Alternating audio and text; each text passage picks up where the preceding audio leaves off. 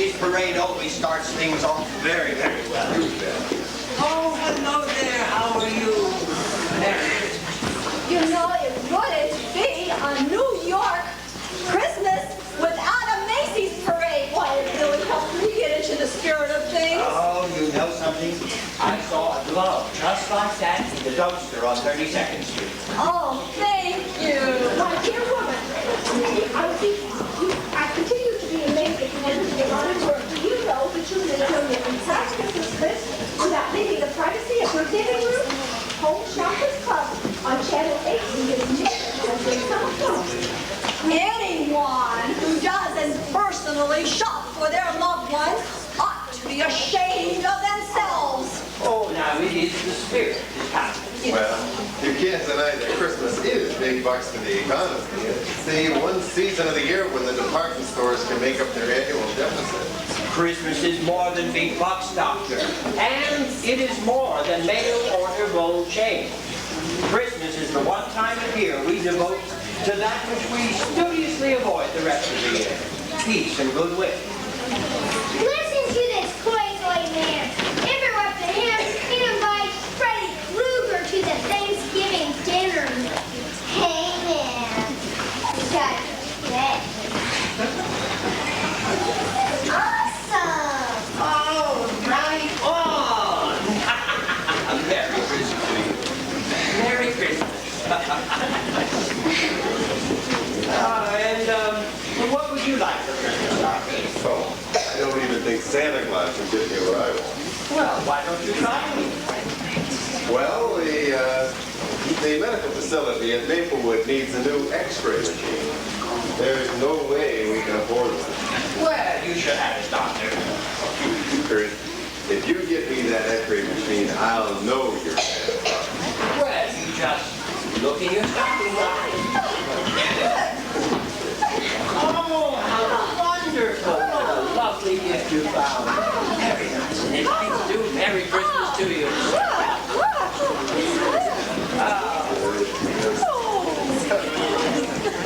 You know, Chris, we never really had an opportunity to discuss your having to leave Maplewood, and I want you to know how sorry I am. I did everything I could. The board overruled me. They just won't allow us to keep anyone that they determine to be mentally unsound. But I passed all their tests, passed with flying colors. I know you did, Chris, and I've been in your corner all the way. But I just can't justify your schizophrenic instability. You mean because I'm Santa Claus? Well, isn't that enough? But it happens to be perfectly true. But the board doesn't believe in Santa Claus. So, you're out. So what happens next? Well, Maplewood has an arrangement with Mount Hope Sanitarium. The rubber room. For a public hospital, it's really a very good institution. Do you have any money, Chris? Oh, yes, I have $53. You're not a young man anymore, and it's going to be very hard for you to earn a living. And if you can't support yourself, you'll become a ward of the state and end up at Mount Hope anyway. Why not cut out the middleman? But I'm not crazy, and I won't go to the funny farm. But what choice do you have? My friend Jim, the zookeeper at Central Park Zoo, he takes care of the reindeer. I could go stay with him. You know, I help him with the reindeer all the time. They don't doubt my sanity. Wouldn't you think after 5 years, Doris, we'd have this parade business under control? Well, as long as Mr. Macy is happy. I think the Garfield Club is a lot better this year, Mother. Yes, Susan, we had Garfield fixed. You watch your mother, Susan. You'll be able to handle this parade yourself by the time you're 10. Did you believe 8?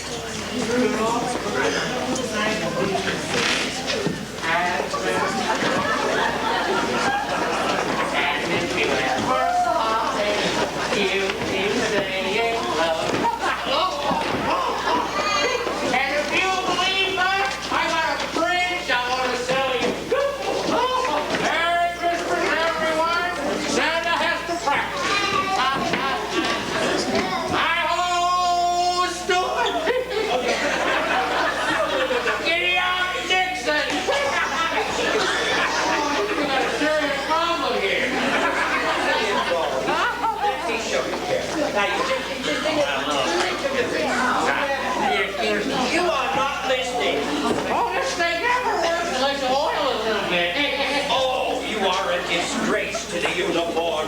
Aren't you ashamed of yourself in front of the children? I can't. Where is your Christmas spirit? Oh, it's right here. Oh, it's got to keep yours somehow. There's our Santa over there, Mrs. Walker. Shelley, see if you can just get him in the sleigh. No. Well, tie him in if you have to. Just get him in. Oh. I think I'm going to get slaved.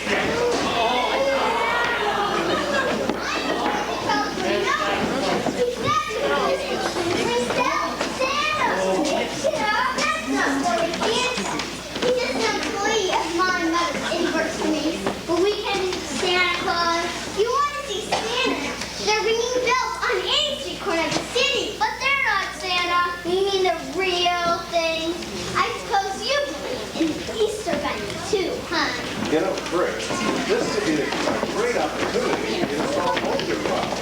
You can spread the Christmas cheer and pay the rent at the same time. Oh, but they have gas.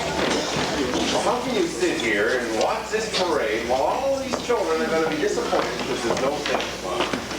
Doctor, is that the genuine Christmas spirit I hear? I've always had that Christmas spirit. I've just been thinking about what you said, the giving and all. Aha, that is the bottom line, isn't it, Doctor? Excuse me, may I be of assistance? Don't believe it. It's Santa Claus. Just a... Well, you better believe it, sir. You can see what our problem is here. How would you feel about playing Santa in this parade?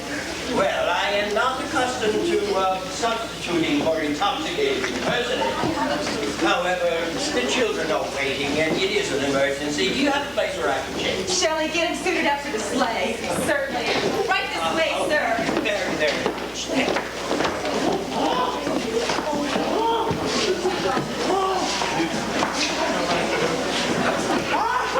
Big reindeer.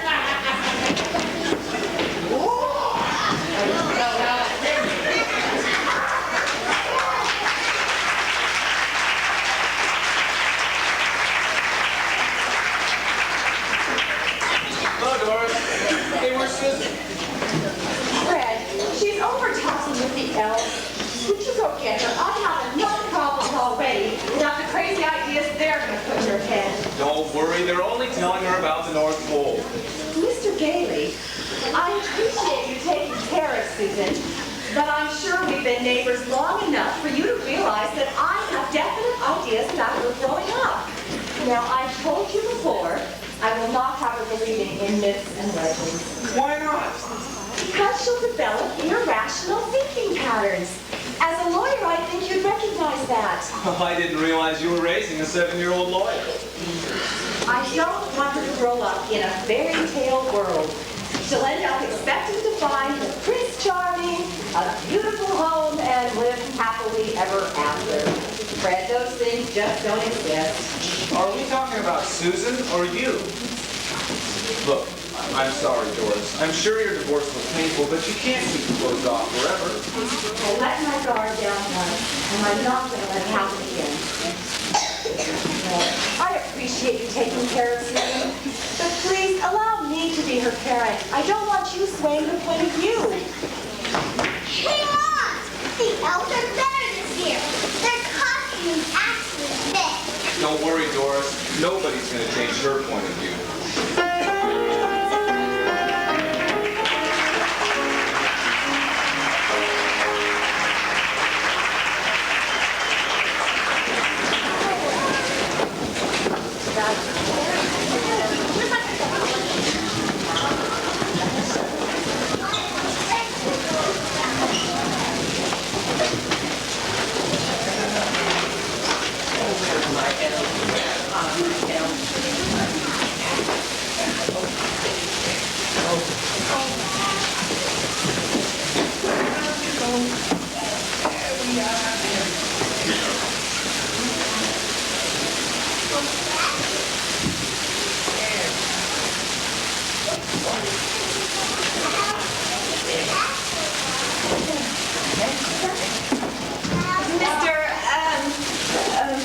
Oh, Chris Kringle. Oh, that's very clever. Oh, the name's been in the family for generations. Welcome aboard. As a member of Macy's family, it's my responsibility to train incoming Santas. Here's a list of toys we'd like you to push. My, I don't remember Macy's having such a nice suit. Oh, you like it? It's my own. I've had it for years. Okay. We're overstocked on these toys, so if a child wants something that we don't have, you should say, you don't want that. What you want is an E.T. doll. Get the picture? But why not give the children what they want? Because it's Christmas, and Christmas is a time to clean out the surplus inventory. The real spirit of Christmas giving. Yes, and Santa who moves merchandise gets a little something extra in his stocking. Now, we mustn't keep the children waiting.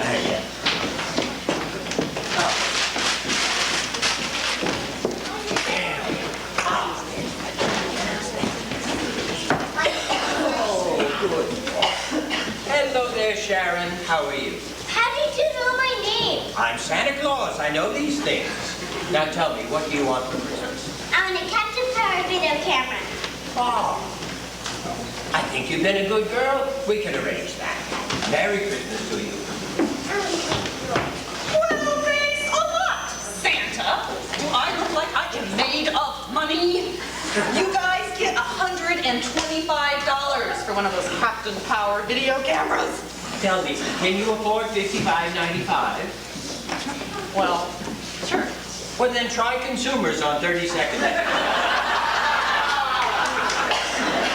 I don't believe it. Macy's Santa Claus, he's sending me to another store? Oh, it's not important whether Macy's or Consumers sells the toy. The important thing is to make the child happy.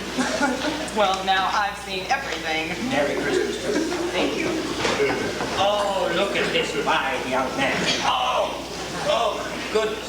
And what would you like for Christmas? I would like to have blue furniture, the kind that has real hoses and that squirt true water. I promise not to squirt it in the house. But that's what you said about the silly putty last year. I know, but I promised this year. Ah, well then. Merry Christmas to you. We'll see what we can do. We'll take your word for it. But how could you tell him that? I've looked all over town and everybody is sold out. Oh, Gimbel's has plenty. They're on the 4th floor, second aisle to the left. And the best part of it is, they're only $18.95. That's a wonderful bargain. Gimbals. Yeah. Merry Christmas to you. Thanks for shopping at Macy's. Well, to tell you the truth, I'm on my way to Gimbals. Your Santa Claus recommended it. Oh, and to tell you the truth, I think it's absolutely wonderful. That's the true spirit of Christmas. He's the best Santa Claus you've ever had. You think so? Mr. Macy thinks so. All right, Susan, it's your turn. Do I have Oh, to? come on, try it. You'll like it. This is ridiculous. Well, hello, young lady. What's your name? Susan Louise Walker. And what would you like for Christmas, Susan? Nothing. Whatever I want, my mother will get it. Provided it isn't too expensive. You're the man my mother hired to play the part of Santa. I must admit, you're a little bit better than most. Oh, I can't even see the straps holding your beard on. It looks real. well, it is real. And I'm real, too. Well, it was nice talking to you anyway. Can we go now, Uncle Fred? All right, Susan. I'm sorry. She's a hard sell, but thanks for trying anyway. Oh, I'm not giving up on her. This sort of thing is happening much too much these days. Yeah, sometimes I think it's a losing battle. Oh, not if we stick together. Santa Claus. This child has only recently arrived from an orphanage in Holland. She speaks no English, but she insists that you, Santa Claus, can speak Dutch. Oh, Santa Claus, ik ben zo lekker. Oh, I'm sorry, I can't Oh. translate. Nackenschliffen, Freudenblick? Ja. Oh, hier. Erika, Ah, was willst du für Christmas? ik wil van de poesia. Ja. Willst du mit mir singen? Ja. Sinterklaas, Kerpoenchen, Hartmann in mijn schoentje, Hartmann in mijn haarsje, danke Sinterklaasje. Sinterklaas, Kerpoenchen, Hat man in mein Schunja, hat man in mein Haarja, danke Sinterklaas.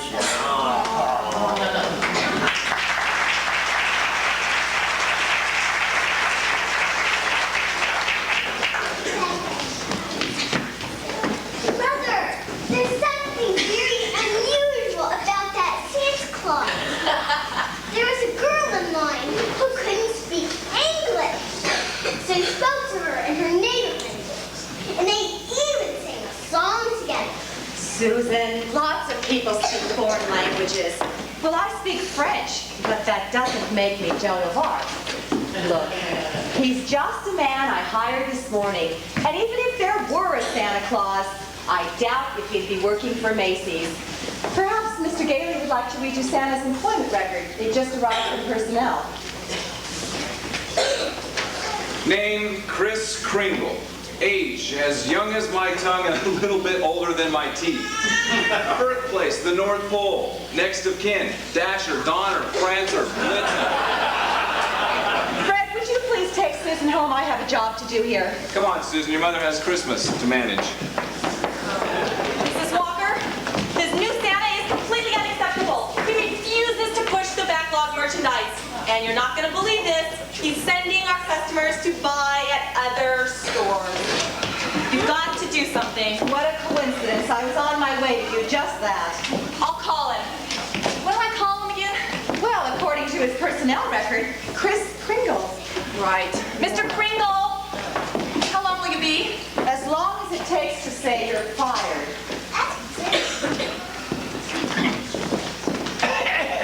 Oh, Mr. Kringle. My, we've had a busy day, haven't we? Oh, these first days are always trying. Yes, well, it seems you've been trying a little too hard. I don't understand. You haven't been following the instructions given to you by Mrs. Shellhammer. Ah, you mean that list of surplus toys. Well, I decided not to use that. Oh, you did? Yes, I decided it was dishonest.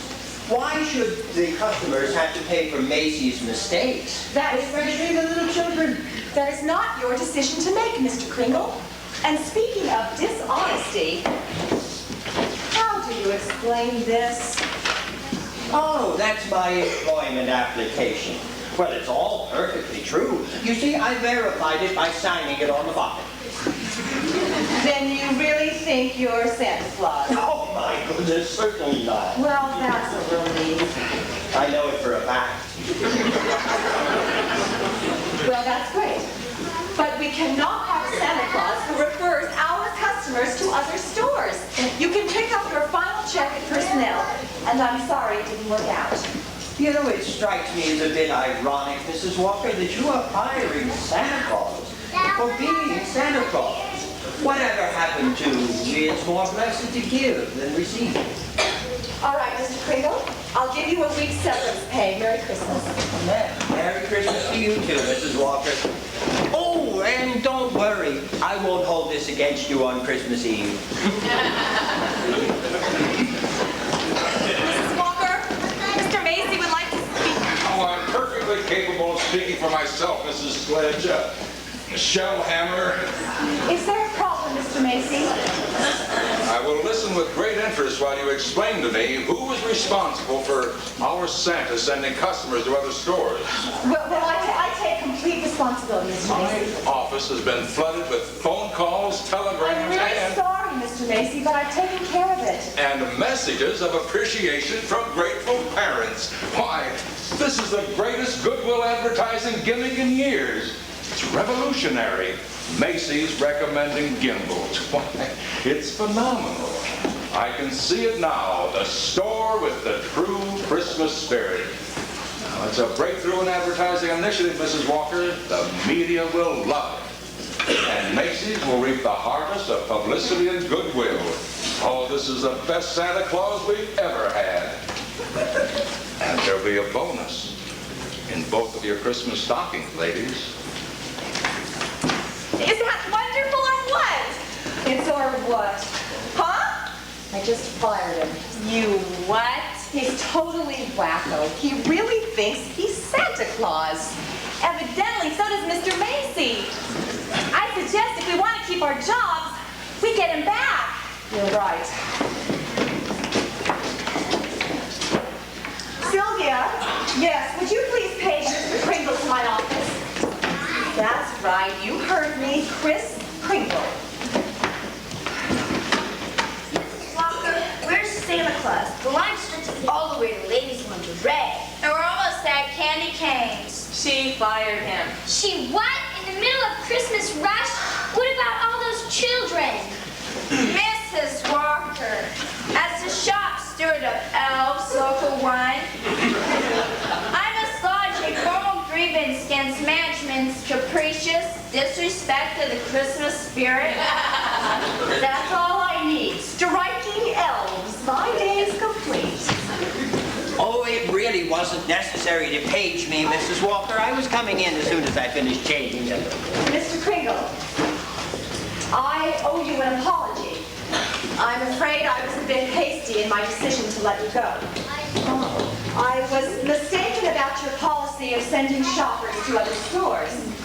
It works, and as a matter of fact, Mr. Macy is very pleased with the results. Well, I'm afraid that's not quite enough, Mrs. Walker.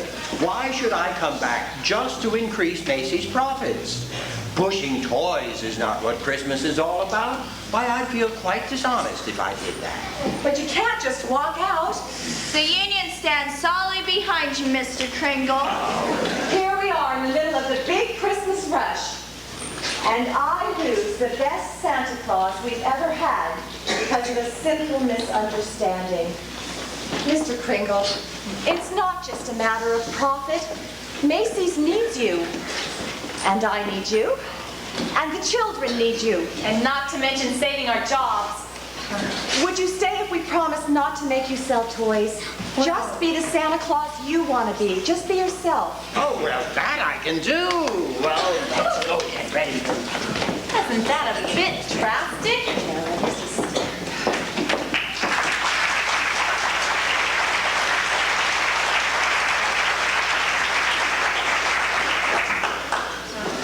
Mrs. Walker, you wanted to see me? I'm Arnold Sawyer from Vocational Guidance. Oh, yes. Please have a seat. We have an interesting situation here. We have a wonderful new Santa Claus here in the store. Well, that's wonderful, Mrs. Walker. No, you don't understand. He really thinks he's Santa Claus. You mean he actually maintains his character outside the work environment? Oh, that's a classic textbook case about normal psychology. Cases like this are usually deeply rooted in an inability to fulfill childhood Christmas fantasies. What's the subject's name? Chris Kringle. You've got to be kidding. I wish that I were. Maybe you could drop by and talk to him, as if it were a routine employment examination. But please don't alarm him. He's a very valuable employee. Well, you can count on me, Mrs. Walker. He'll never suspect I know he's nuts.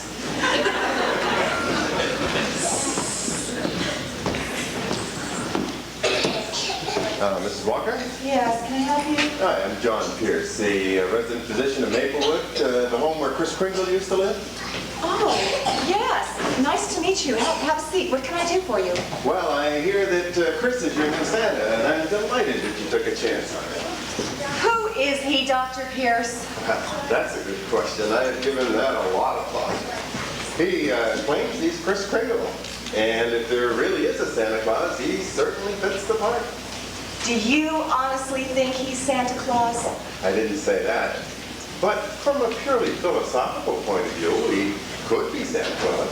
Well, how do you deduce the possibility of his being Santa Claus? Philosophically speaking, of course. Well, it's one of those questions that could go round and round in your head. Like, is Snow White, or is red really red? Or if a tree falls in the forest with no one around, can it make a sound? Well, of course it can. Well, if you were there, it would, because the vibrations would bounce off your eardrum. But if there were no one around, could it still make a sound? I'm beginning to see what you mean. Well, then take it for red. How do we know that what I see as red, you don't actually see as green? We both recognize the color, and we have feelings about it, and we communicate. But how do we know we both see the same color? It could never be proven. Exactly. Exactly. It's all in your perception.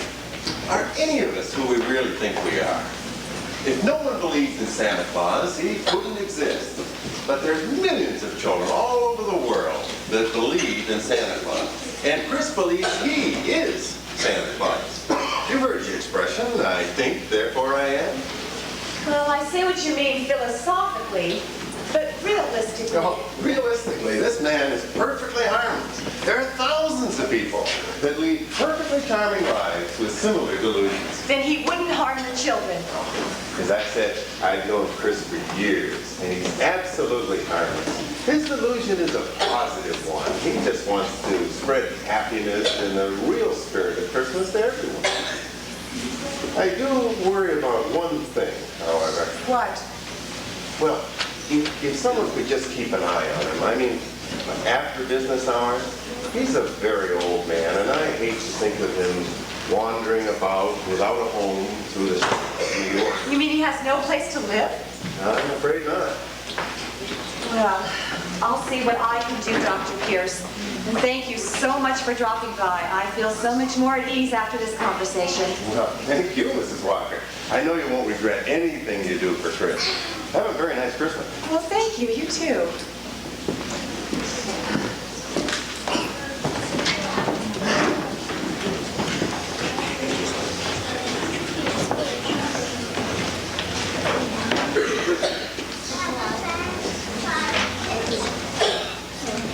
Mr. Kringle, is it? Why, yes, many people call me that. I'm Arnold Sawyer from Vocational Guidance. Oh, how do you do, Mr. Sawyer? That remains to be seen. I'd like to get acquainted with you. As a new employee of Macy's, I have to ask you a few routine questions. Have you enjoyed your work here so far? Oh, well, I'd hardly call this work. After all, I usually do this sort of thing for nothing. I see you usually promise gifts to children around Christmas time. Why, yes, of course. Oh, but not just the children, you know. Uh-huh. And then you go home to the North Pole and you make them, right? Oh, my goodness, no. I live right here in New York City. Excuse me? I'm temporarily staying with my friend Jim, the zookeeper at Central Park Zoo. I help him with the reindeer. Oh, well, let's move on. Can you tell me what 3 times 5 is? Oh, my goodness, don't you know? I'd like you to tell me. Well, it's 15. Oh, put that Arnold down for a calculator. Now I'd like you to hold your arms out. Oh, would you hold this on the thing? And touch my nose, alternating between index fingers. Yes, and I know this one too. Do you know any more? I think they're such fun. Who was the first president of the United States? Why, that was George Washington, who was vice president under Grover Cleveland. I have no idea. Oh. I'm conducting this interview if you don't mind. Now, are you married? Oh my goodness, is that a proposal? How many fingers am I holding up? 3. Oh, I see. You bite your nails. Do these interviews make you nervous? But that's none of your business. How much is 3 times 5? Well, 15, the same as it was the first time you asked. You know, unconscious repetition is often a sign of overwork and stress. Are you getting enough rest, Mr. Sawyer? That will be all, Mr. Kringle. I really think you could use a couple of weeks off. Why don't I talk to Mr. Macy for you? That man has a definite rampant psychosis.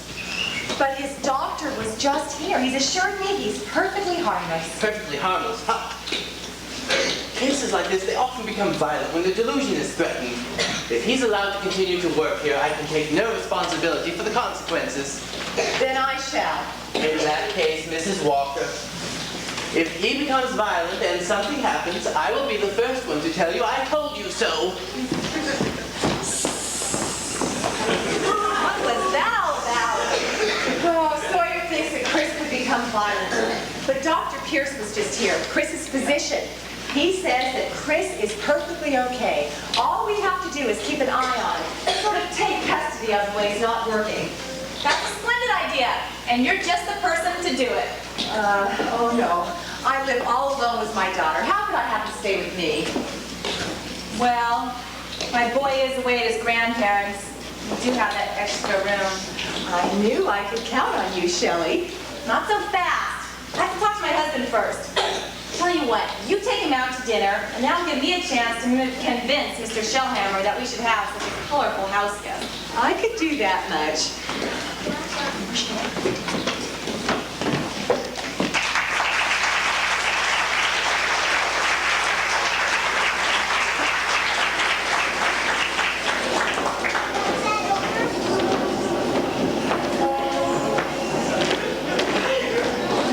I'd like to thank you for your very kind dinner invitation, Mrs. Soda Walker. And you know, the milk and cookies for dessert was a lovely touch. I'm really very pleased to have this opportunity to get to know you and Susan much better. Mr. Kringle, could you speak to me in that delightful looking Thursday? Susan, I think Mr. Crinkle's a little tired. Oh, it's no trouble at all. Sit down, Susan. Well, why don't we go inside where it's warmer? It's cold out here. Oh, I'm accustomed to the cold night air. I'm a cold mother. All right, you two stay out here. I have to make a call. Tell me, Susan, do you have many friends in the building? Yes, but I don't know why, but I don't see them very much. The games they play are so childish. They pretend to be weird things like E.T. and Darth Vader. It's so dumb. For that you need imagination. You know what imagination is, Susan? That's when you see things that really aren't there. Well, no, not exactly. You see, to me, the imagination is a very wonderful thing. A very wonderful country. You've heard of the French nation and the British nation?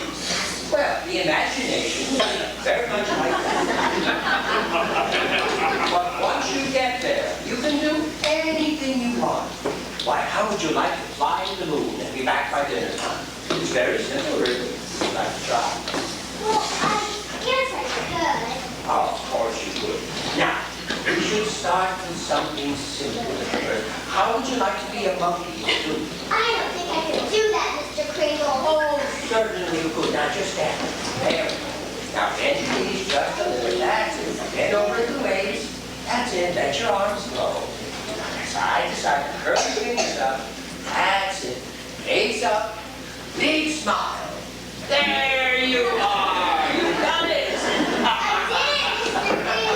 I knew you could. And I'll tell you, Susan, if you were to really believe that I am Santa Claus, what would you want for Christmas?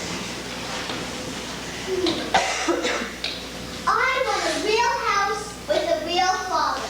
Wow, very tall order. Well, if you're really Santa, you can do it.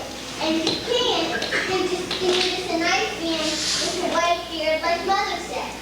Well, now, Susan, there are many reasons why children don't get what they want the first time they ask for it.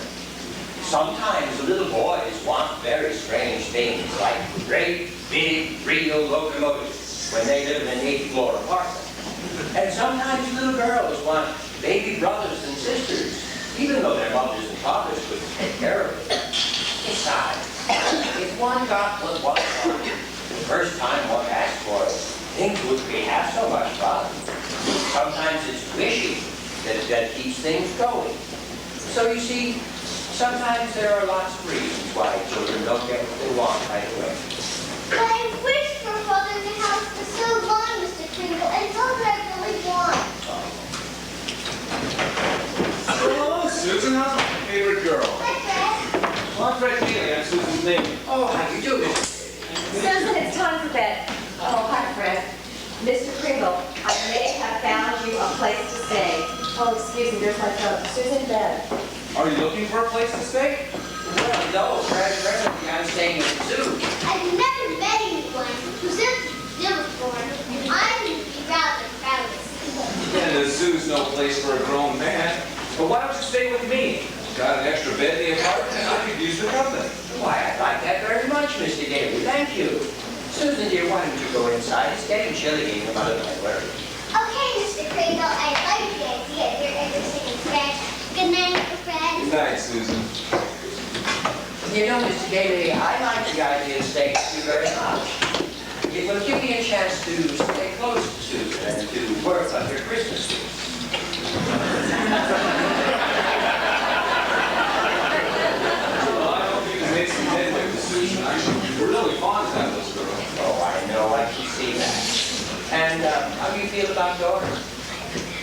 Yeah, I really like her too, but I'm afraid that she feels being neighbors is close enough.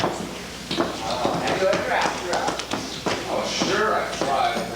Doris doesn't socialize since the divorce. You know, she's concentrating her attention on Susan and her career. You know, I don't think that she trusts men anymore.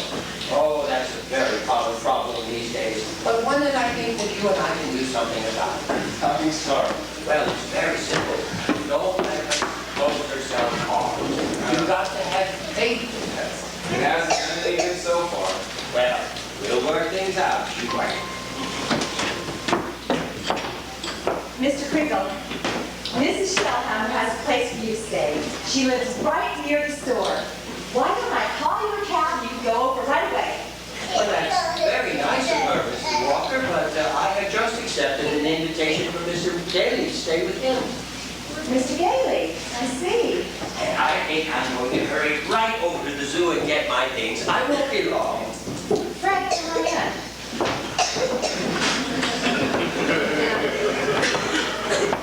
I don't suppose you realize that Chris's doctor has asked me to keep an eye on him.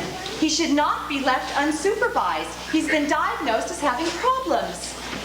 Aside from the fact that I think Chris is perfectly capable of handling himself, Doris, he'll only be in the next apartment.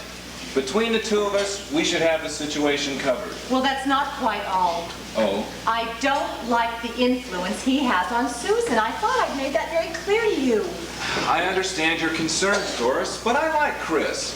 Why not try it out for a couple of days, and then if the arrangement doesn't work out, we'll find somewhere else for him to stay. In the meantime, I will take responsibility for him. Trust me, Doris. Deal? Deal.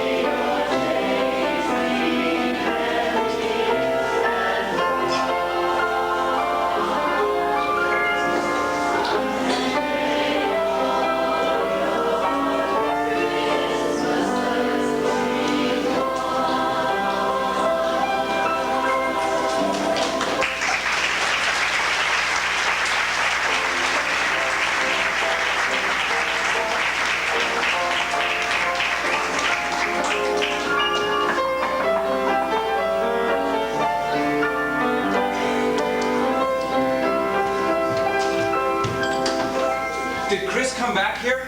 Well, no. Isn't he with you? Oh, I've just come from the zoo. They told me he took his things and left over an hour ago. Oh, Fred, what are we going to do? Why don't you call that doctor? Dr. Pierce, good idea. Maplewood Hall and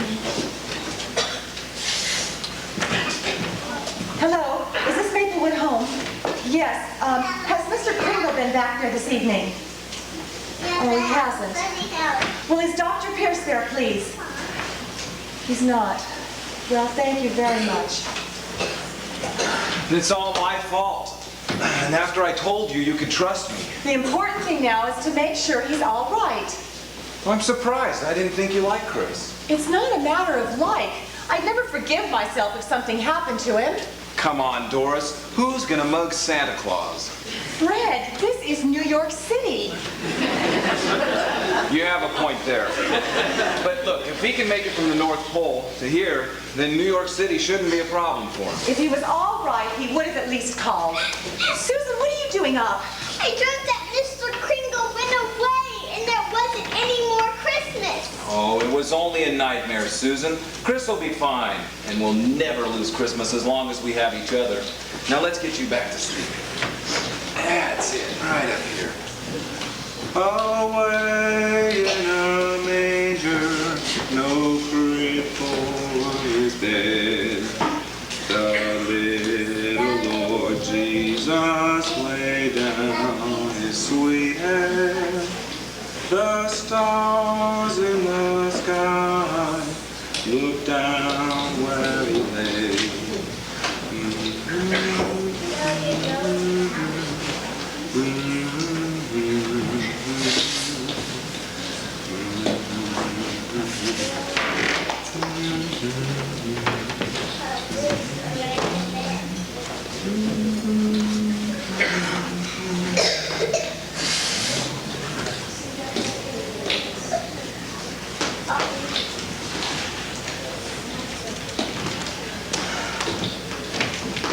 Fred,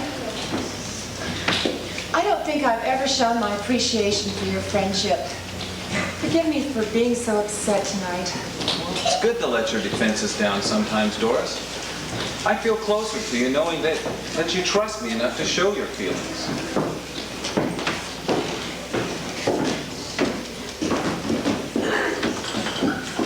Oh my goodness, excuse me. I'll come back at a more convenient time. You're back! Where were you? We've been worried sick. Oh, I ran into some wonderful people who were singing Christmas carols, and I just had to go with them. It was so fun, much fun.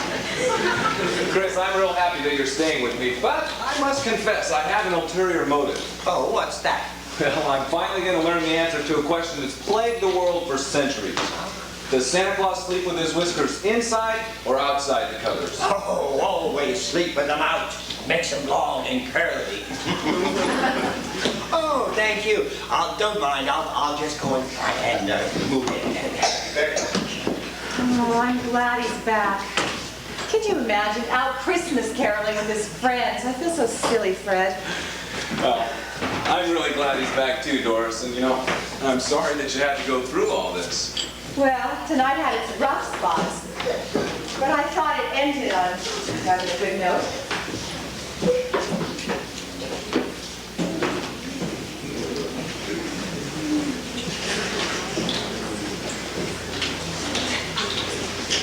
Good night, Doris. Good night, Fred.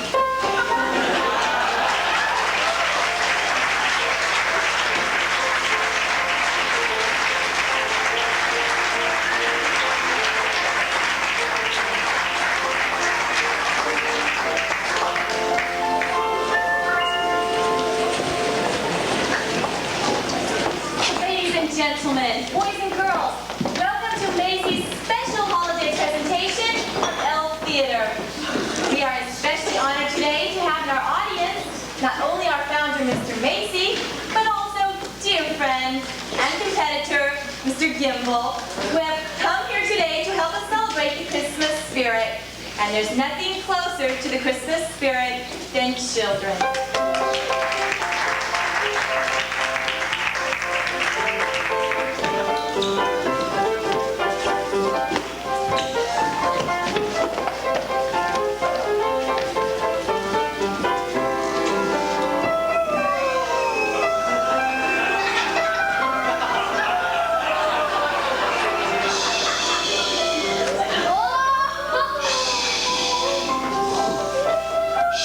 What am I else doing sleeping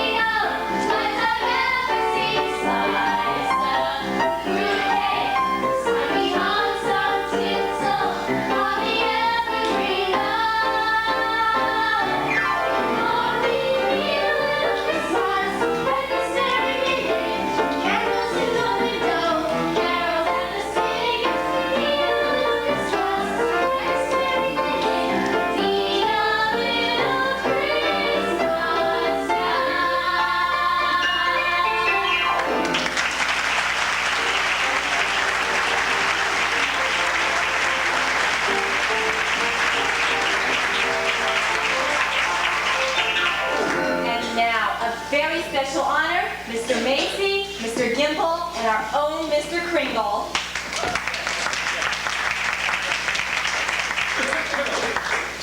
In appreciation of the wonderful new spirit you brought not only to Macy's and Gimbel's, but to the entire city of New York as well. Oh, thank you, Mr. Macy. This will make a very dear friend of mine very happy. He's a doctor, and it will buy him an X-ray machine. Why, that's going to be quite expensive. Oh, really? Well, let me handle that for you. We'll get it for you wholesale. We'll get it for you at cost. Mr. Macy, how wonderful. Oh, there we go. Let's take some of those in front of my store.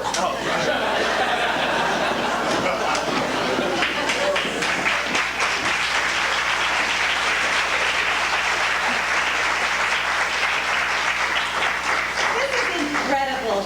A miracle of miracles. A sight I thought I'd never live to see. Mr. Macy and Mr. Gimbel actually shaking hands? It's incredible. I don't know how he does it. Who's that? Chris. Oh, and Doris, I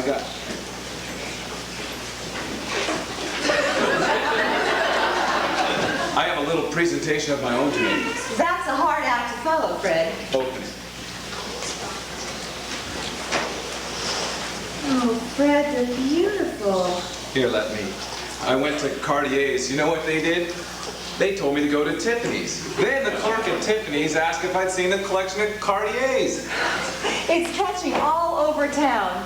You know, when I saw Chris standing next to the float that day, I never thought that I was meeting the man who was going to revolutionize the entire merchandising business. Well, let's celebrate and have dinner together. Oh, Fred, I'd love to, but I can't. I have to work tonight. Not really. Yes, the vocational guidance expert at the store is giving a lecture tonight for the PTA at Susan's school. Well, can't you get out of it? I can't. I set it up. I even have to introduce him. Why don't you come along? No. But what's the subject and who's speaking? Arnold Sawyer on. And please don't mention this to Chris. Exploding the myth of Santa Claus. An open discussion will follow the lecture. We'll see about that.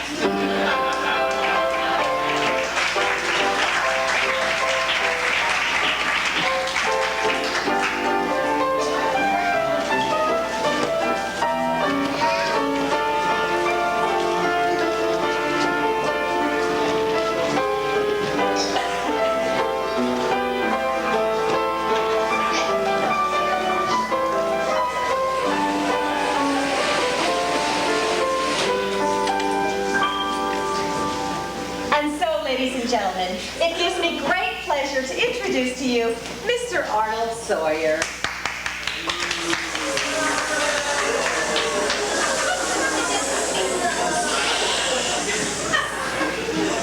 Ladies and gentlemen, tonight we will expose the travesties of a legend that has been handed down over the centuries. Santa Claus, St. Nicholas, Kris Kringle, the seemingly innocent mythical figure is responsible for destroying the work ethic that has made this country great. The Santa Claus myth perpetuates hopes, dreams, fantasies, all useless commodities in the hard-edged, competitive world our children must face. Mature adults, such as yourselves, try to convince these innocents that a fat man in a red suit will wedge his way down the chimney with free toys if they are good. Our children are not stupid. Millions of children develop neuroses, worrying themselves sick, trying to figure out how this huge man will squeeze through the central heating ducts of our homes with bags. Furthermore, the whole makeup of the Claus household is sexist. What, may I ask you, does Mrs. Claus do all night while her husband is out gallivanting from chimney to chimney? Left alone in a desolate remote outpost of the planet with nothing but reindeer and an occasional elf? How can she fulfill her destiny as a woman of the 80s? Why do we do this to ourselves, you ask? Don't ask. I'm glad you asked. To compensate for feelings of guilt, that's why. Parents who neglected their children 364 days a year choose this one day to overwhelm them with gifts. are doing so to purge themselves of their shameful, reprehensible actions. Therefore, the spirit of giving, in this case, is not the spirit of giving, but the spirit of selfishness. The obvious conclusion being, stop giving. Far from doing good in the world, this vicious myth has done more harm than the Easter Bunny. Oh, now, just a moment here. I'm giving this lecture, if you don't mind, Mr. Kringle. There was to be an open discussion. The discussion will take place after the lecture is over. Lecture is over. We don't want to hear anymore. I refuse to continue until this blatant fraud is removed from the platform. Oh, Chris,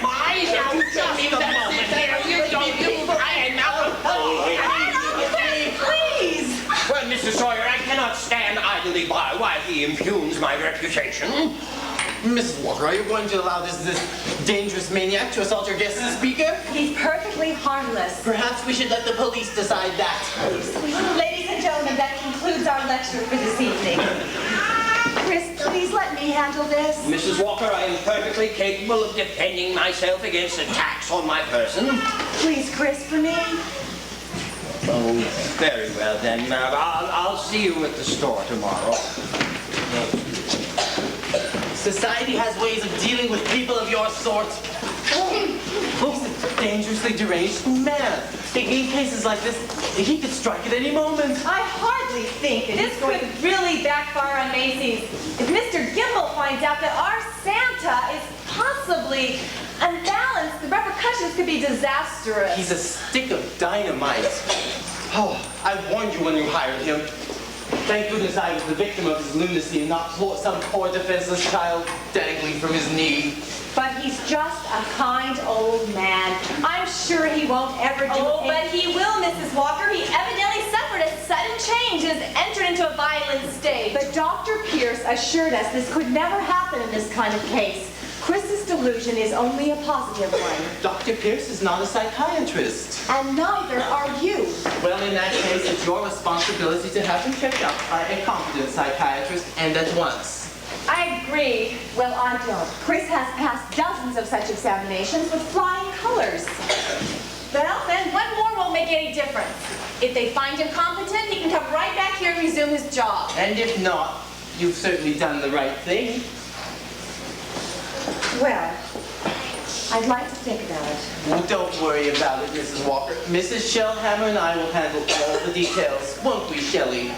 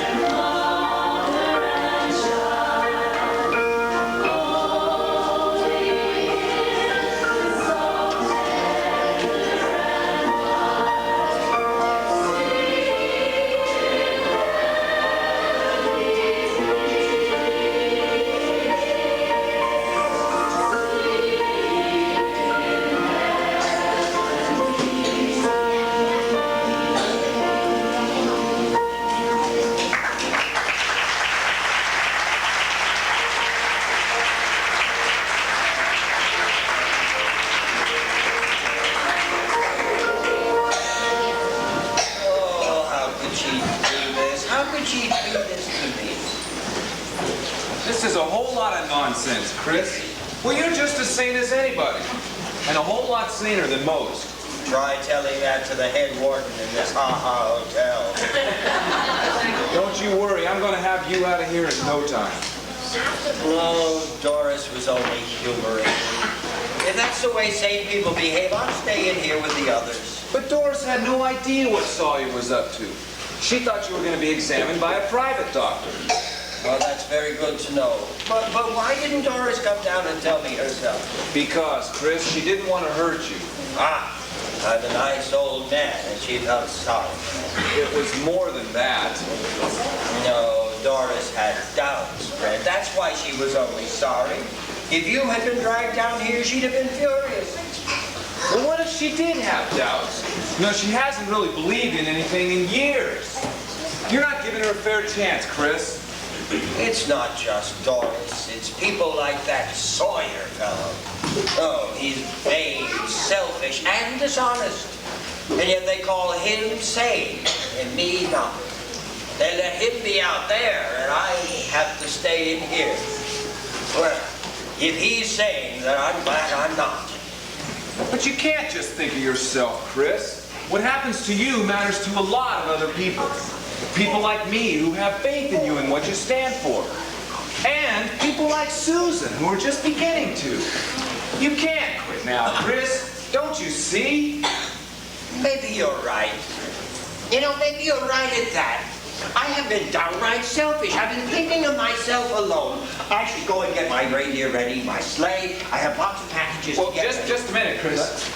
It's not quite that easy. You see, there are some legal matters that I'm not sure I'm capable of clearing up. Oh, Fred, I have all the confidence in the world in you. Why, you're the best lawyer since Clarence Darrow.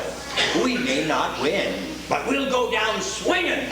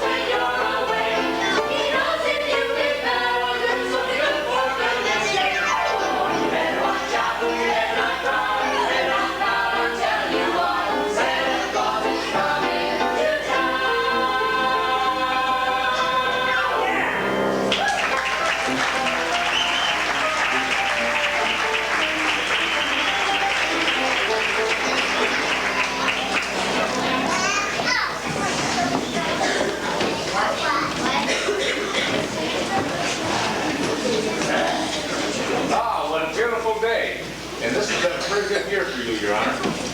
Yes, a good year. Yeah, things have gone well. No doubt I'll be reelected in the spring. Maybe my Christmas present to Mrs. Harper should be more elaborate this year. Trip to Bermuda. The DA, Mara, is waiting to see you in the outer office. Oh, good. Send her in. Well, good afternoon, Henry. Good afternoon, Janet. All done with your Christmas shopping? No, not quite. Still trying to figure out what to get the little woman. Well, good luck. Just some routine commitment papers, Your Honor. Oh, okay. You'll find everything in order, Judge. I've checked them over. The lunacy report's attached.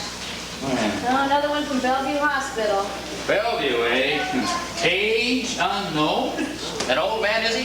Very old, Your Honor. I suppose I ought to read all of this. Oh, you can take my word for it. It's a cut and dried consent proceeding. This fellow calls himself Chris Kringle. He thinks he's Santa Claus. Uh-oh. Mr. Gailey to see you, Your Honor. Oh. What does he want? He's an attorney. He's here on this Kringle case. You better send him in.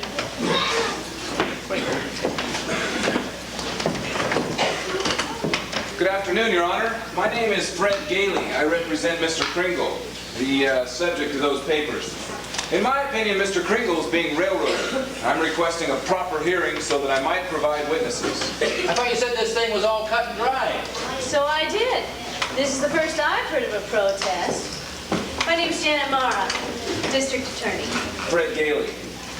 Your Honor may sign them if you wish, but I'll bring in a writ of habeas corpus first thing in the morning. No, that won't be necessary. We'll have it hearing. Monday morning at 10 a.m. Thank you, Your Honor.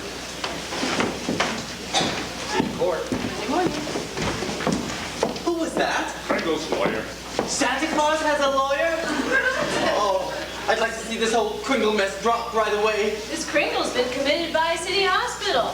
It has to go through regular routine now. Oh, isn't there anything that can be done? Mr. Macy will fire me if I don't get Santa Claus back. Unfortunately, not a thing can be done. Hearing's first thing Monday morning. A hearing? A public hearing? Attorneys? Well, there's nothing to worry about. This Gailey is just a young upstart lawyer looking for a little free publicity. Publicity? Oh, my job. God. No Christmas bonus. Oh, I better go talk to Mr. Gailey right away.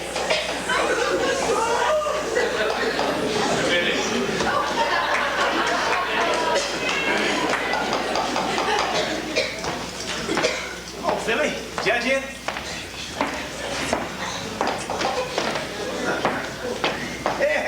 Well. Hello, Henry. Oh. How are you, boy? Fine. Say, you know, that your old friend and your political manager, he successfully kept you in office for years now. I expect to keep you in that chair. Oh, so do I, Charlie. I like this chair. And you know the election is coming up in the spring. That I do, Charlie, and I'm ready. We're going to win again. Yeah, well, Henry, you know, I've been reading the newspapers. Seriously, Henry, you don't have Santa Claus in your courtroom? That I am. Oh, is there something you want me to ask him to bring you for Christmas? No, Henry. I'd like to give you a Christmas present. Hey. How about a trip? Yeah. Vacation. Right. Now, say, a little Bermuda. You know, you do look a little run down to me. I think you ought to take a few weeks off. Nonsense. I never felt better in my life. Fishing. Go hunting. Go anywhere. But why should I? Because, Henry, this case is dynamite. You got to get out of it somehow. But I can't just walk out on a case. It's all arranged. Well, then have a sudden illness. Let another judge handle it. Someone who isn't coming up for re-election in the Hey, Charlie, relax. I'm an honest man. I couldn't do anything like that. And besides, I don't see why you're so upset.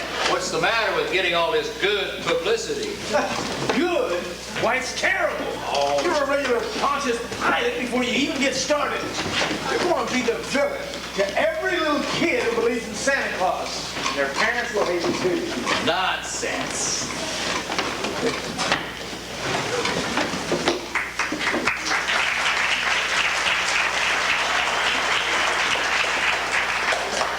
Extra, extra! Santa Claus of New York State! Read more! Read all about it! Here, son. Thank you. Merry Christmas. Maybe. We'll see. Hear ye, all rise. New York State Supreme Court is now in session. The Honorable Henry X. Harper presiding. Be seated. As the lunacy report has already been submitted in evidence, the prosecution wishes to call its first witness. Mr. Chris Kringle.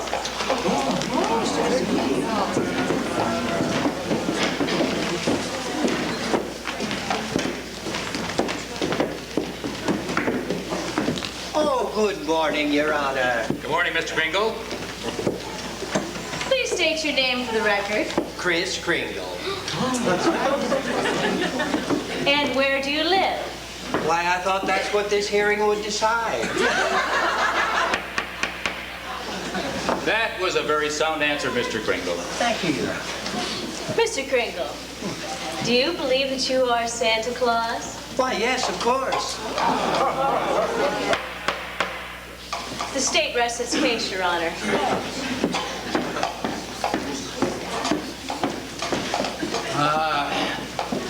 Well, young man, don't you want to cross-examine the witness? I believe Mr. Kringle was employed to play Santa Claus. Now, perhaps he didn't understand the question. Oh, I understood it perfectly well, Your Honor. In view of the witness's statement, do you still wish to enter a defense? Yes, I do, Your Honor. Well, I'm perfectly aware of the fact that Mr. Kringle believes himself to be Santa Claus. In fact, that's the basis for the entire case against him. The state declares that this man is not sane because he believes himself to be Santa Claus. I'm afraid that's entirely reasonable and logical. Yes, it would be, Your Honor, if you or I or the DA here believed that we were Santa Claus. Anyone who thinks he is Santa Claus is insane. Not necessarily. Well, you believe yourself to be Judge Harper, Your Honor, and nobody questions your sanity because you are Judge Harper. I know all about myself, young man. Mr. Kringle is the subject of this hearing. Now, do you believe that you can still prove him to be sane? I do. If he's the person that he believes himself to be, just as you are, then he's just as sane. Of course, but he isn't. Oh, but he is, Your Honor. He is what? I intend to prove that Mr. Kringle is Santa Claus. This hearing is adjourned until tomorrow morning at 10 a.m. All rise.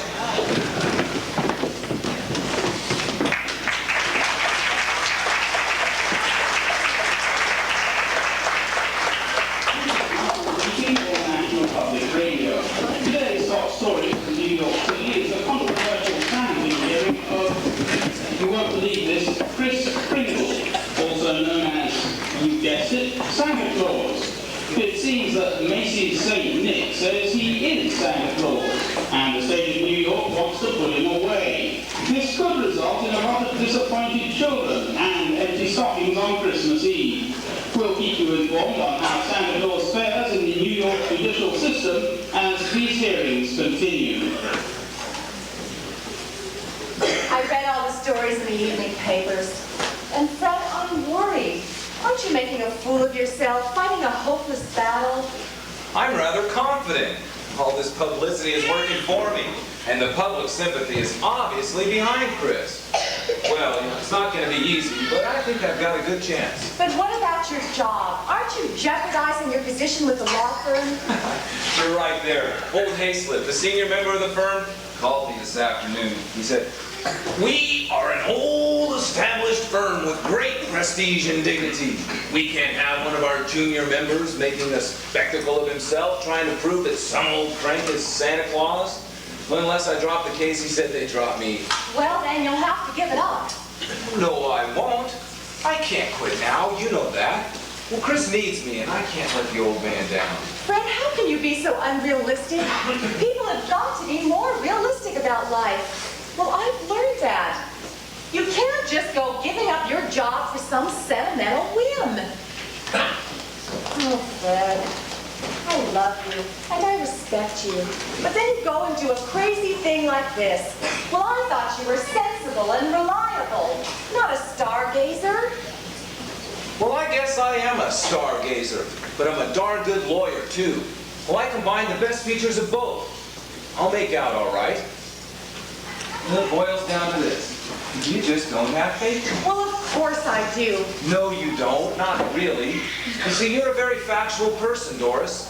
You don't believe in anything unless you have proof.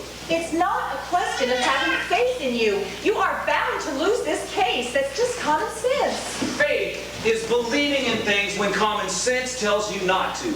And you've got too much common sense. Well, it's a good thing one of us has. It's rather an asset sometimes. Can't you get over being afraid?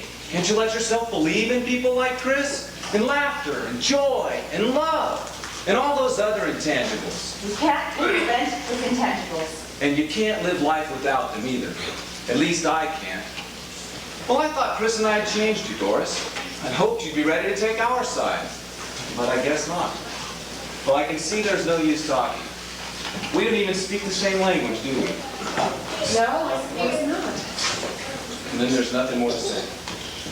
You know, it's funny that with all my common sense, I really thought it was going to work out this time. So did I.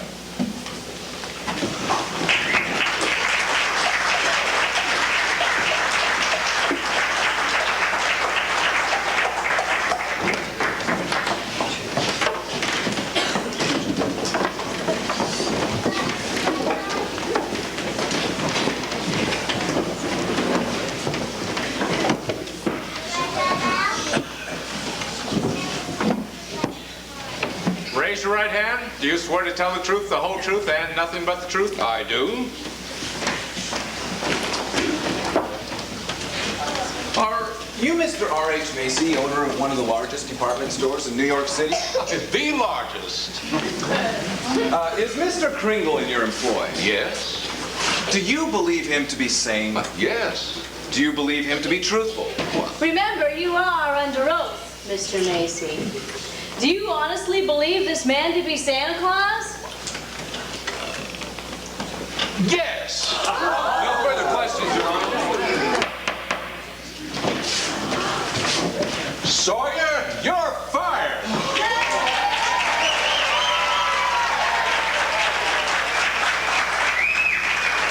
Dr. Pierce, physician from Maplewood Home, please take the stand.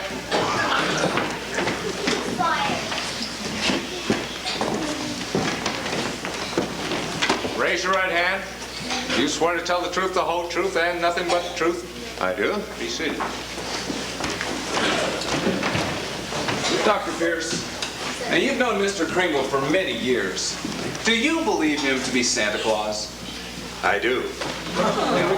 Doctor, you are a man of science, are you not? Have you any rational scientific reason for your opinion? Yes, I have. If I may be allowed to proceed, Your Honor. Please do. Did you express a Christmas wish to Mr. Kringle several weeks ago? Yes? What was it? Well, I wanted an X-ray machine for the home. And did you express this wish to anyone else? No. It was just too fantastic. X-ray equipment is very expensive, you know. Yes, and please tell the court what arrived at Maplewood Home yesterday. The X-ray machine. Where did it come from?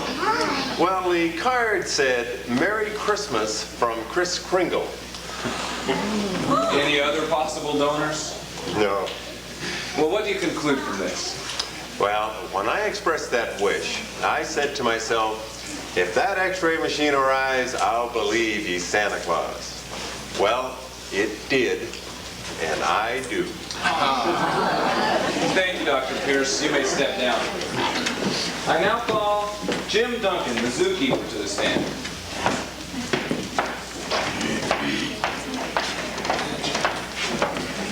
Raise your right hand. Do you swear to tell the truth, the whole truth, and nothing but the truth? I do. Be seated. Jim, please tell us about Mr. Kringle. Chris has a wonderful way with the reindeer, an uncanny way. I'm the reindeer man for the zoo. I've been taking care of them for 12 years. The only time I can get near them is when they're restrained. Yet these same reindeer walk right up to Mr. Kringle and eat right out of his hand. Objection! This is ridiculous, irrelevant, and immaterial, not to mention ludicrous. Mr. Gailey is making a circus out of this proceeding. There is no such person as Santa Claus, and everybody knows it. That is purely a matter of opinion. Can you offer any proof that there is no Santa Claus? Well, no. Of course I can't. And I do not intend to. This isn't a nursery, Mr. Gailey. This is a New York State Supreme Court. We're wasting the court's time with this childish nonsense. Is there or is there not a Santa Claus? I ask His Honor for an immediate ruling. The court will take a short recess to consider the motion. All rise.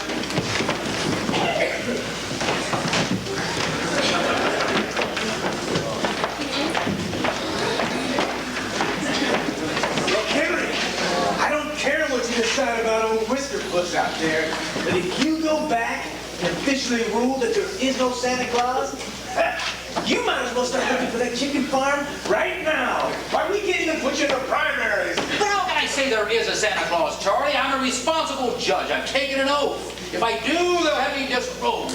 They'll try me for insanity.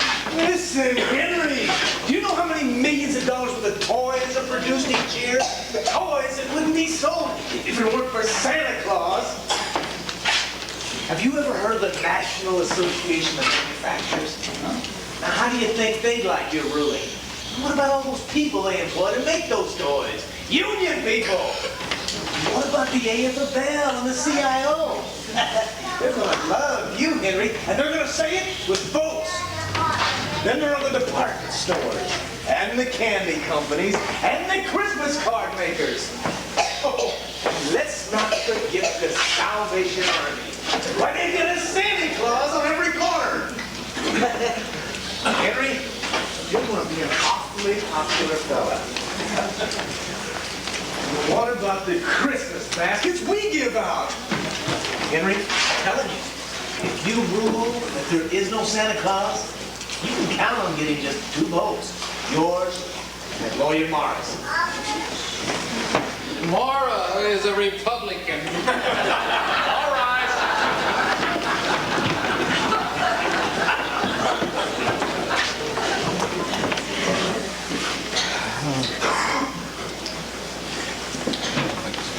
Be seated.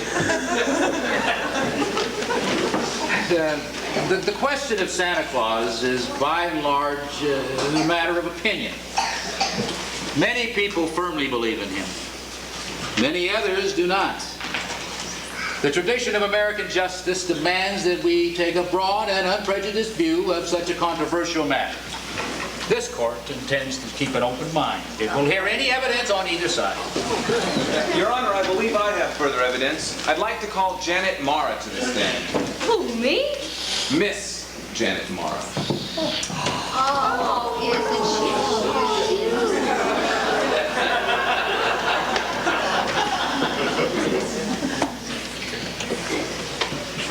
Janet, you wouldn't lie to us, would you? Of course not.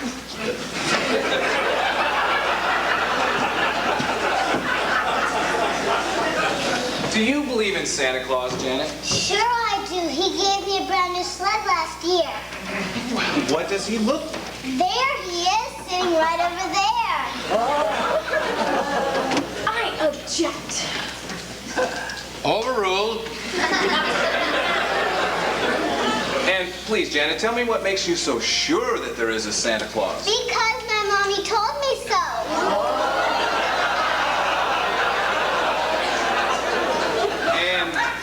You believe your mommy, don't you, Janet? She's a truthful woman. Of course she is. My mommy wouldn't tell me a thing that wasn't so. Thank you, Janet.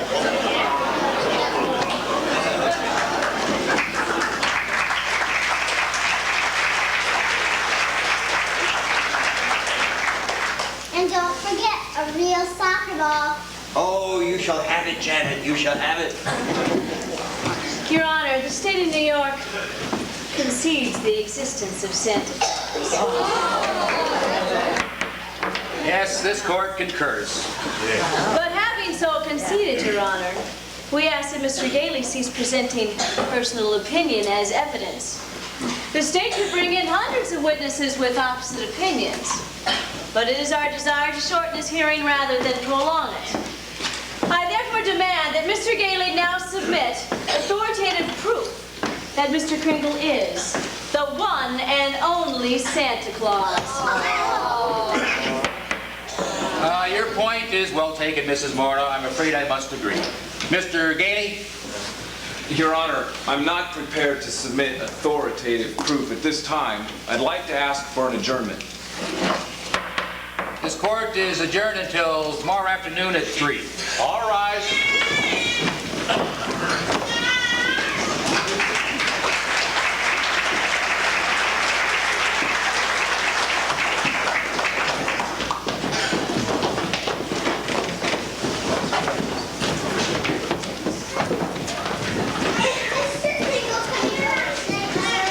I'm afraid not, Susan. He hasn't been here for so long. When he comes, Susan. Susan, I'm afraid Mr. Kringle may never be Claus. But he is Santa Claus. He's so sweet and kind and jolly. And nobody can be like Mr. Kringle except Santa Claus. I think perhaps you're right, Susan. Is Mr. Kringle unhappy, Mother? Yes, he is. Then I'm going to write him a letter right away to Chairman. What's his address? It's Mr. Chris Kringle at the New York Supreme Court. Just inside. Come on.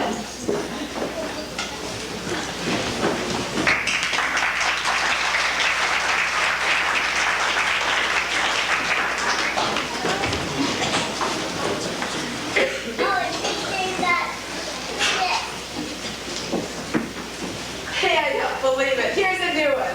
I've seen him write to Santa Claus at the North Pole and the South Pole, care of the postmaster and every other one. But this kid writes to Mr. Chris Kringle at the New York Supreme Court. Special delivery too. Can you beat that? Hey, the kid's right. That's where he is too. Don't you read the papers? Of course I read the papers. They took some terrific pictures of by accident. But is this news I want to read? They got this Kringle guy down at the courthouse. He claims he's Santa Claus, and well, the DA claims he's nuts. You mean this guy could be Santa Claus? Hey, I think he could be. Well, then what's the matter with you, Louise? What's the matter with us? This guy Kringle could be the answer to our prayers.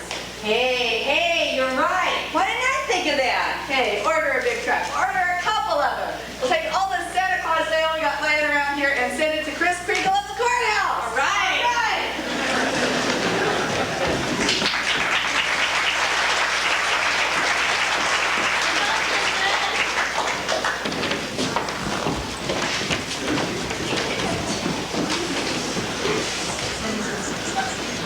You seen this? This Kringle hearing is reaching unheard of proportions. Why, they're writing major headlines about it. Yes, I read the papers too.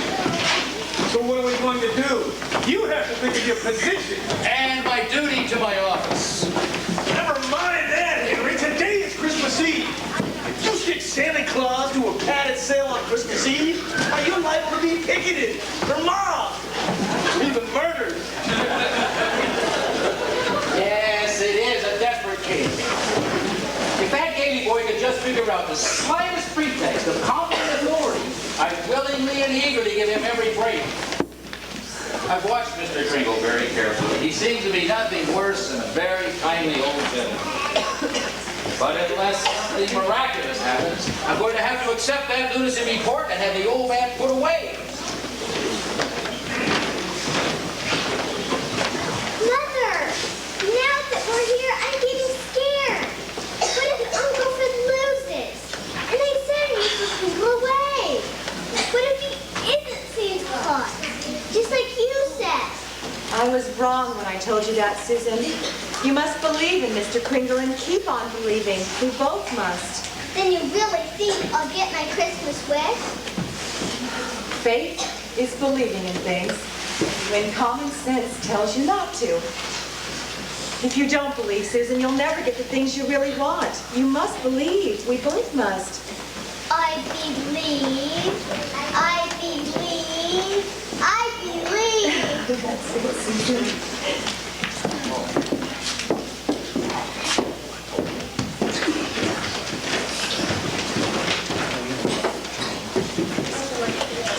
Dear Mr. Kringle, I miss you very much, and I hope I will see you soon. I know it will come out all right. I believe you are Santa Claus, and I hope you are not sad. Yours truly, Susan Walker. P.S. I believe in you too. Love, Doris. Susan, dear. Mr. Kringle, I believe. Oh, Susan, thank you very much for your wonderful letter. Now I know my work here has not been in vain. It will be all right. I know that now. I believe.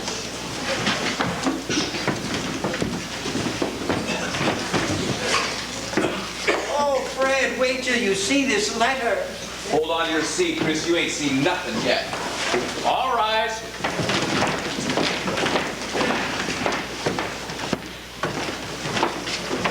Be seated. Well, young man, do you have any further evidence to submit? I have, Your Honor, and it concerns the U.S. Postal Service. an official branch of the United States government. Well, the U.S. Postal Service was created July 26, 1776 by the Second Continental Congress. The first Postmaster General was Benjamin Franklin. And at the present time, the U.S. Postal Service... It is indeed gratifying to know about the Postal Service, but I hardly think it has any bearing on this case. It has a great deal of bearing, Your Honor. If I may be allowed to continue. By all means. I can quote endless details to verify that this is an efficiently run governmental organization. Moreover, it has been an official branch of the federal government since 22 days after the Declaration of Independence. All jobs are under civil service. Promotions are strictly on merit. Furthermore, U.S. postal laws and regulations make it a federal offense to deliver mail to the wrong party. Your Honor, the state of New York is second to none in its admiration of the Postal Service. We are ready to concede that it is the most efficient and authoritative organization. For the record? Yes, for the record. Anything to get on with this hearing? Your Honor, I'd like to introduce 3 pieces of evidence. If we could let these be named Exhibits A, B, and C. These letters are addressed to Santa Claus, and they've just been delivered here in this building to Mr. Kringle by the U.S. Postal Service. I submit, Your Honor, that this is positive proof that a competent federal authority recognizes this man to be the one and the only Santa Claus. 3 letters are hardly positive proof. I understand the Postal Service receives thousands of such letters each year. I have further exhibits, Your Honor, but I hesitate to produce them. Oh, bring them in, young man. Put them right here on the bench. Yes, we'd all like to see them, I'm sure. Your Honor. I said, put them right here. Very well, Your Honor.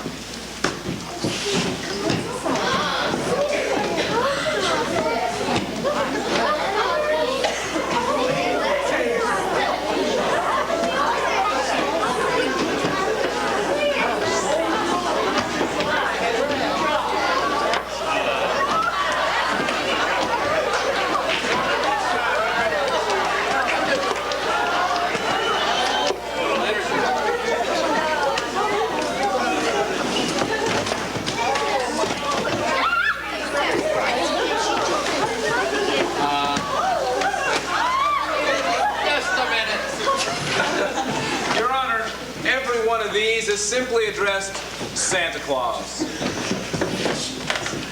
The state of New York and the United States of America believes this man to be Santa Claus. This court won't dispute it. Case is dismissed.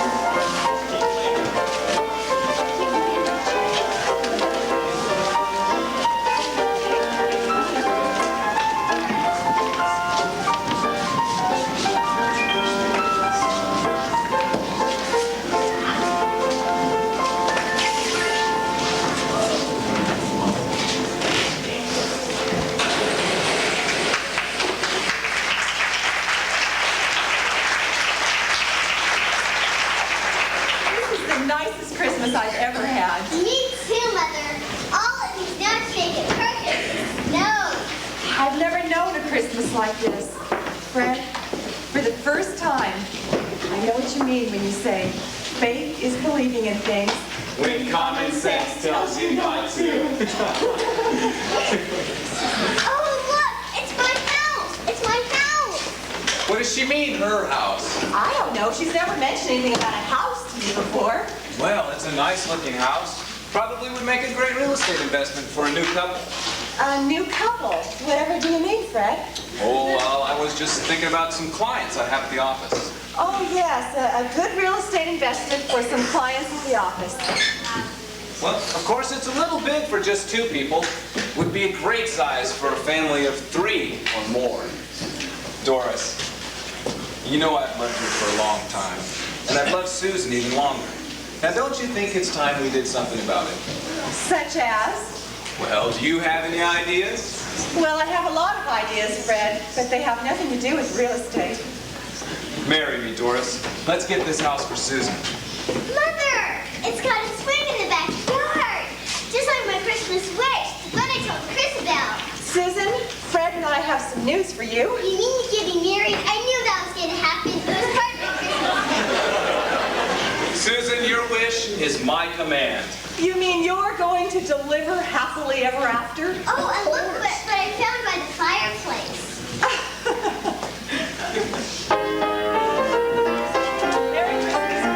Merry Christmas, Doris.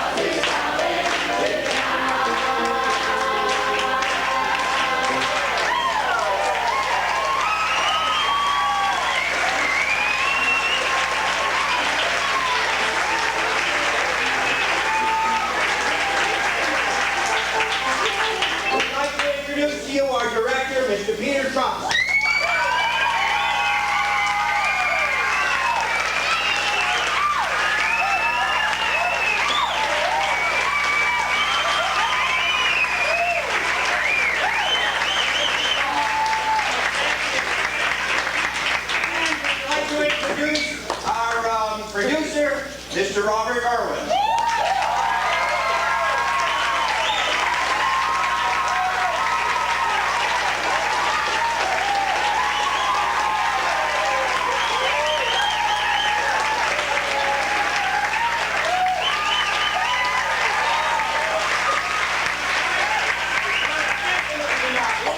Our musical director, Mr. Richard.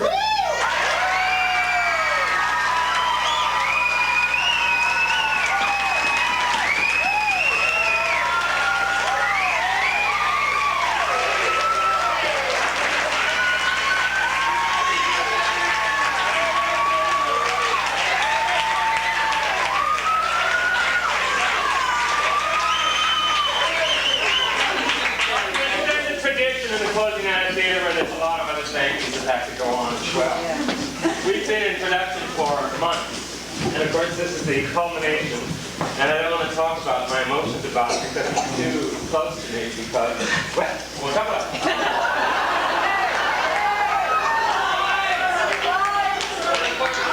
Our lighting crew.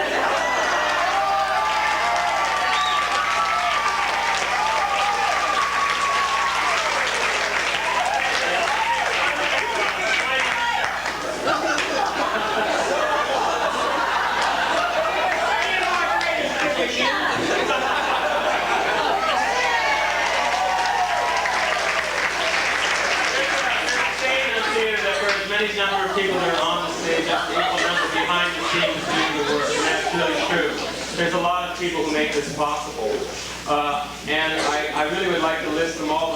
One of the ones that comes to mind first is a person who I did not acknowledge the last time I directed when I was standing on this spot, and who on this show was not only one of the leading ladies, but the director of Alf Theater, Kathy Crosby.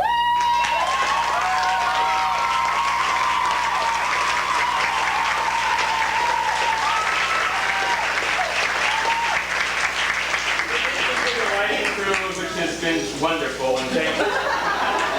There's also the sound technician, my son Lyle.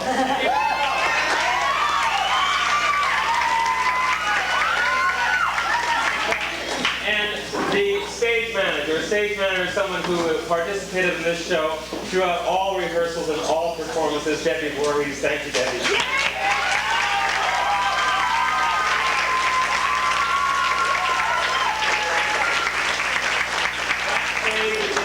To run a show without a whole bunch of people helping out, and Bob Lee and Patricia Berry.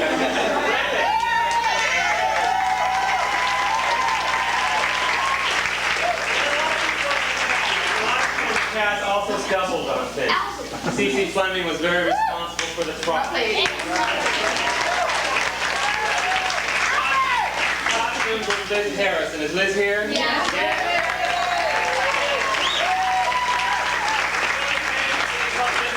We had great breaths. Great. And the thank yous go on. Albert.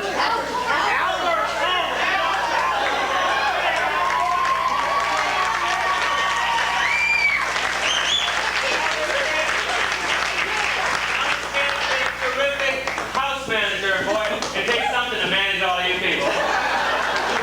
And Willie, Ari, and Willie, come on.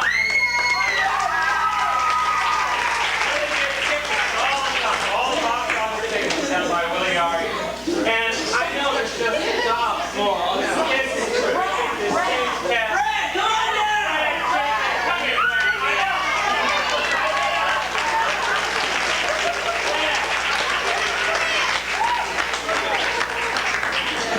And lots of people. Thank you, everybody, so much for making the 4th production of Miracle on 34th Street so wonderful. Thank you for being here, and Merry Christmas.